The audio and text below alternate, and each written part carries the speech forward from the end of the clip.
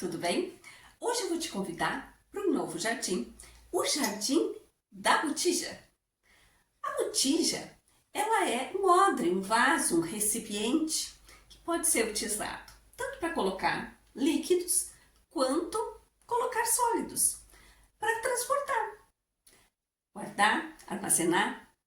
Pois bem, quando me falaram e me convidaram para ir para esse jardim, eu pensei, meu Deus, vai ter muita coisa lá. E é verdade, tem muitos vasos, muitos odres, muitas vasilhas, muito diferentes. E para funções diferentes também. E aí eu me lembrei de uma visita que eu fiz a um lugar que fazia cristais. Lindo, maravilhoso, encantador. Foi algo assim, ó, que encheu os meus olhos. E principalmente porque ali foi uma maneira de Deus mostrar a sua criatividade através daquilo que Ele nos dá, dos dons que Ele nos fornece, dos talentos que Ele nos dá. Aí eu me lembrei que na palavra de Deus tem duas passagens que falam quase a mesma coisa, mas com nuances bem interessantes de se pensar, de se refletir. Uma é lá em 1 Reis e a outra em 2 Reis. Uma é com o profeta Elias e a outra com o profeta Eliseu. Mas as duas falam sobre viúvas e sobre botijas de azeite.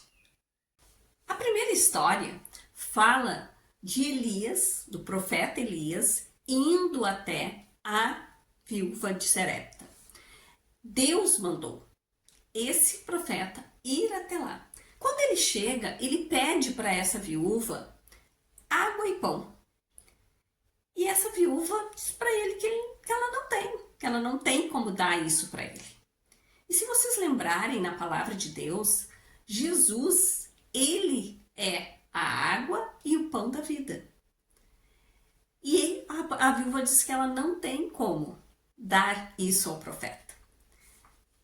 E aí, o profeta pergunta, e aí, né? O que tu tens, né? E ela diz assim, olha, eu vou fazer um bolo, porque eu tenho um pouco de farinha e uma botija com um pouquinho de óleo, bem pouquinho de óleo. Vou fazer um bolo, vou dar pro meu filho e nós vamos morrer.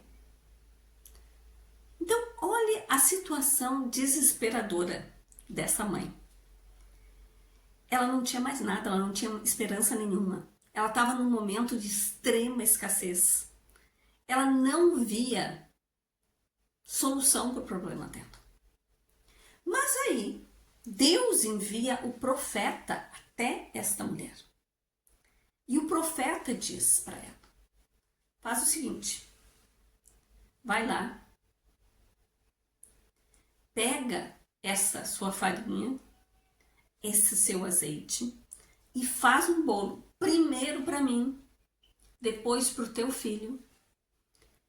E eu vou dizer para ti que até o momento que Deus fizer chover na terra,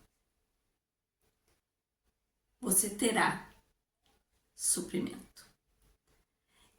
Isso é uma promessa para dizer assim, que no momento onde nós estamos, quando a gente olha para a situação, olha ao redor, e nós não temos mais nada, estamos desesperados, Deus envia até nós alguém para nos dar esperança e nos dar uma palavra dele para a nossa vida, um rema dele para nós, um rema de esperança para a nossa vida. Mas o interessante é que esta viúva, ela reconheceu a autoridade deste profeta como sendo alguém vindo da parte de Deus para a vida dela. E ela foi lá e obedeceu esse profeta. Ela primeiro fez esse bolo e para o profeta. Isso significa a primícia, dar a honra. e no momento que nós damos aquilo que é mais caro para nós, aquilo, as primícias, o primeiro fruto para o homem de Deus, para Deus, então vem se cumprir a abundância na nossa vida. Então olhem só, diz assim, o profeta diz assim, não temas. Então depois que essa viúva mostrou para ele, colocou para ele a sua situação desesperadora, ele disse, não temas. Vai e faz como eu disseste. Porém, faz disso primeiro para mim o bolo e traze-o aqui fora. Depois fará para ti e para o teu filho. Pois assim diz o Senhor, Deus de Israel, a farinha da panela não se acabará, e o azeite da botija não faltará, até o dia em que o Senhor der chuva sobre esta terra. E chuva significa abundância, significa fertilidade, frutos, significa sustento. Na segunda história, que é lá em 2 Reis, quem procura o profeta é a viúva. A viúva chama, ela clama diante do profeta, colocando o seu momento, a sua dificuldade, o seu problema, que era desesperador. Ela tinha ficado viúva e os credores estavam batendo a sua porta e iriam levar seus filhos como servos. E ela colocou isso diante do profeta, do homem de Deus. E uma coisa muito interessante é que ela chega e diz para o profeta, profeta, tu conheceu o meu esposo. Ele era um profeta e ele temia a Deus. E tu bem sabes disso. E ela colocou então a sua situação. E o que o profeta fez? O profeta disse assim, tá bom, vamos ver. O que tu tens lá na tua casa? Ela disse, não tem nada. É a primeira coisa que ela disse. Não tem nada.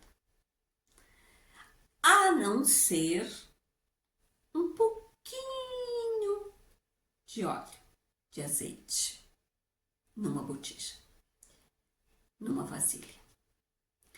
Aí o profeta diz, então tá. Então tu vai nas vizinhanças e recolhe o máximo de vasilhas, de botijas que tu conseguir. Volta, fecha a porta da tua casa e começa a encher as vasilhas. E aí ela fez isso. Ela obedeceu o profeta. E ela foi pedindo para os filhos, né? Traz mais vasilha, traz mais botijas, traz mais vasilhas. Até que uma hora o filho disse assim, olha, não tem mais vasilhas. E uma coisa interessante é que ali o azeite parou. Mas uma coisa importante, não é que ele terminou, ele parou de jorrar, porque não tinha mais vasilhas. Isso é uma reflexão que nós temos que colocar. O azeite, na palavra do Senhor, ele é utilizado como o símbolo do Espírito Santo. Então o azeite era utilizado, né, para iluminação, para esquentar, aquecer, né? Ele era utilizado também para repelir insetos, ele era utilizado como uma forma medicinal para ungüentos, ele era utilizado para ungir sacerdotes, ungir reis, que isso demonstrava a parte assim do poder, da autoridade e da separação, da consagração daquela pessoa para aquela finalidade que Deus estava colocando na vida dela. E aqui fala da importância disso, porque aí ela obedeceu e ela foi lá no profeta e disse, olha, eu fiz tudo que tu mandou, tá lá as vasilhas estão cheias. E ele diz, então tu pega esse azeite, vende, paga os teus credores e depois tu vive com os teus filhos desse restante. Olha o que é interessante. Lá no início tinha morte, tinha desespero. Agora temos vida e temos abundância, temos provisão. Então, dessas duas histórias, nós podemos tirar algumas coisas para refletir. E uma delas é que tanto uma quanto outra tinham uma botija com pouco azeite. Isso quer dizer pouca unção, com pouca presença do Espírito Santo, com pouca esperança, com pouca vida, com pouca iluminação. E essas duas mulheres, elas tiveram um encontro com a boca de Deus, com um profeta. Ou Deus enviou o profeta, ou essa viúva foi buscar o profeta. Mas elas tiveram um encontro com alguém, com uma pessoa de Deus. E elas colocaram o seu problema, o seu desespero, a sua falta de esperança, a sua condição aonde ela não via mais solução. E o profeta diz para ela fazer alguma coisa. E num primeiro momento, se tu olhar, tanto numa quanto noutra, parece ilógico. Mas elas vão lá e obedecem. E a palavra do Senhor diz que é na obediência que há a bênção. É na obediência aos mandamentos, às instruções de Deus, é que a bênção é canalizada para a nossa vida. E essas duas mulheres fizeram isso. E elas tiveram a resposta do Senhor na vida delas. Elas tiveram o extraordinário do Senhor, o milagre do Senhor. Elas tiveram a recepção da sua obediência. E ao mesmo tempo, o abrir das portas celestiais sobre a sua vida e sobre a sua casa. Se vocês olharem, as duas mulheres tinham herança do Senhor, que são os nossos filhos. E elas estavam tão desesperadas, e o desespero delas eram também em relação aos filhos. Uma que o filho ia morrer junto com ela, porque havia uma seca. E a outra, por causa dos credores que iriam buscar seus filhos para servos. Iam retirar delas os seus filhos. E aí, nessa situação, ela mostra o nosso cuidado, o nosso amor, o nosso zelo pela herança que o Senhor dá para nossas vidas, que são os nossos filhos. Mas quando a bênção vem, ela vem e protege os nossos filhos. Ela guarda os nossos filhos. Ela dá esperança para os nossos filhos, ela dá vida para os nossos filhos. As duas viúvas tinham problemas, embora eram problemas diferentes. Uma, ela não foi a causadora do problema, o problema era a seca, que tinha vindo, e assolado toda aquela região. A outra, ela tinha problemas talvez causados por ela, pelo esposo dela, pela gestão financeira que esse casal fez. Mas tanto faz, ser um problema que está fora do nosso controle ou um problema que nós causamos, que estaria sobre o nosso controle, mas que nós causamos. Em nenhum, tanto num quanto no outro, Deus operou, porque nós clamamos. Porque nós fomos e pedimos ajuda. Mostramos isso para o profeta, para a boca de Deus. Nós mostramos isso para Deus. E outro aspecto que eu acho muito interessante, que aparece lá em 2 Reis, é as várias vasilhas. E aí eu comecei a pensar e questionar sobre isso. E eu vi que, na verdade, na nossa vida, nós temos várias vasilhas, vários compartimentos. Nós temos a nossa área financeira, nossa área conjugal, a nossa vida pessoal, a nossa vida espiritual com Deus. Nós temos os nossos projetos, os nossos sonhos. Nós temos a nossa família, o relacionamento com os nossos filhos, o relacionamento com o nosso marido, o relacionamento com as nossas familiares, a nossa vida profissional e tantas outras vasilhas. E é interessante que o que o profeta diz? Traz essas vasilhas para dentro da tua casa. Fecha a porta. Isso quer dizer, vai para a intimidade com o Senhor. E pede, né? Coloca azeite dentro dessas vasilhas. Coloca o Espírito Santo dentro dessas vasilhas. Enche elas. Faz elas transbordar.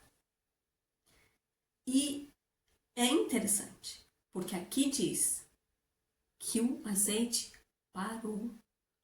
O azeite não acabou. Então, no momento que nós necessitarmos pedir mais azeite, ele vai vir. E essa promessa está lá em Isaías 44, que diz assim: porque derramarei água sobre o sedento e rios a terra seca. Derramarei do meu espírito, o Espírito Santo, o óleo, sobre toda a tua posteridade, e a minha bênção sobre os teus descendentes. Então eu espero que tu tenha gostado muito, seja muito abençoado por esse jardim das vasilhas, das botijas, e que tu possa ser enchido do Espírito Santo. Porque na verdade é quando nós estamos cheios de Deus que a alegria, a paz, a benignidade e todos os frutos do Espírito realmente vão fazer parte da nossa vida.